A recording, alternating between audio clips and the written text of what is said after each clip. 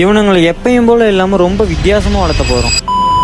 Welcome to day 38 of நாங்க அப்பி form உருவாக்க போறேன். நேற்று வீடியோல பாத்துருந்தீங்கன்னா இவங்க எல்லாரையுமே நம்ம வித்தியாசமா வளர்த்த போறோம்னு சொல்லியிருந்தோம். அதுக்காக தான் நம்ம இங்க வந்திருக்கோம். என்னடா கார சட்டி வாங்கிட்டு வந்திருக்கோம்னு பாக்குறீங்களா? இதுல தான் விட்டு நம்ம இவங்களை ஃபர்ஸ்ட் க்ரோ பண்ண போறோம். அதாவது ஃப்ரிட்ஜ் பாக்ஸ்ல விடுறதுக்கு முன்னாடி இவங்க இதுல வச்சே ஒரு சைஸ் ஆகலாம்னு சொல்லி பிளான் பண்ணி கார சட்டியை தேடி கண்டுபிடிச்சு வாங்கிட்டு வந்தோம். வாங்கிட்டு வந்த கையோட அதை எல்லாத்தையும் கழுவிடலாம்னு சொல்லிட்டு நல்லா சுத்தமா கழுவிட்டு வந்த கார சட்டி ஃபுல்லா. எங்க வீட்டுல எல்லாம் என்னடா இதுல போய் மீன் வளர்க்குறியான்னு கேக்குறாங்க. ஆனா நான் டிஃப்ரெண்டா பண்ணும் ஒரு இந்த மாதிரியும் வளர்த்தலாம் அப்படின்னு உங்களுக்கு தெரிய வைக்கிறதுக்காக தான் நான் இதுல வளர்த்துறேன். அடுத்து இவங்களை எல்லாம் கழுவி மேல கொண்டு வந்தாச்சு. மேல கொண்டு வந்து ஒரு ஸ்பாட்டை தேடி அங்க வச்சிட்டோம். வச்சதுக்கு அப்புறம் அடுத்து என்ன தண்ணி தான் வழக்கம் போல நம்ம ஸ்டாக் வாட்டருக்காக இதுல கொண்டு வந்து எடுத்துக்கிட்டோம். ஏன்னா நம்ம குட்டிங்களை விட போறோம். சேஃப்டியான தண்ணியில தான் கண்டிப்பா விடணும். புது தண்ணியில விட்டா அது கண்டிப்பா பெரிய ஆபத்துல போய் முடியும். அது நமக்கு லாஸும் ஆயிரும். சரின்னு சொல்லி தண்ணியை ஃபுல்லா நிரப்பிட்டோம். இன்னொரு குட்டிங்களை விடுறதுக்காக இந்த சின்ன பேசின் நம்மள்ட்ட இருந்துச்சு, அதுல தண்ணியை நிரப்பிட்டோம். அப்புறம் நம்ம காரா சட்டியில வந்து நிறைய மீன் இருக்க குட்டிங்களை விடலாம்னு சொல்லிட்டு நான் பிளான் பண்ணி மாஸ்கோ ப்ளூவும் ஃபுல் கோல்டும் எடுத்துட்டு வந்தேன். ஒரு காரா சட்டியில ஃபுல் கோல்டு, ஒரு காரா சட்டியில மாஸ்கோ ப்ளூவும் டெம்பரேச்சர் அக்ளிமேட் பண்ண வச்சிட்டோம். வச்சதுக்கு அப்புறம் பொறுமையா ஒவ்வொன்றா ரிலீஸ் பண்ணி விட்டோம். எவ்வளவு அழகா ஓடுறாங்க பாருங்க. அப்புறம் அந்த குட்டி டப்ல வந்து நம்ம ஒயிட் டெக்ஸ்டோ குட்டிங்களை தான் விட்டு ரிலீஸ் பண்ணி விட்டோம். இந்த மாதிரி நீங்களும் கிடைக்கிற பொருள் எல்லாத்தையும் வச்சு